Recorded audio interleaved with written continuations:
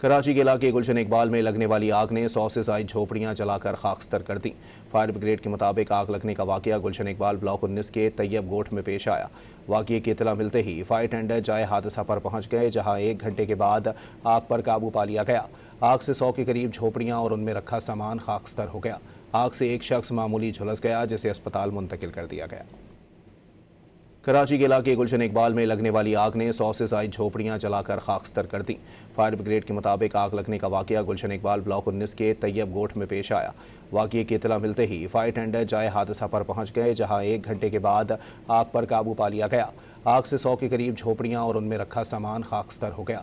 आग से एक शख्स मामूली झुलस गया, जिसे अस्पताल मुंतकिल कर दिया गया। कराची के इलाके गुलशन इकबाल में लगने वाली आग ने 100 से ज्यादा झोपड़ियां जलाकर खाकस्तर कर दी।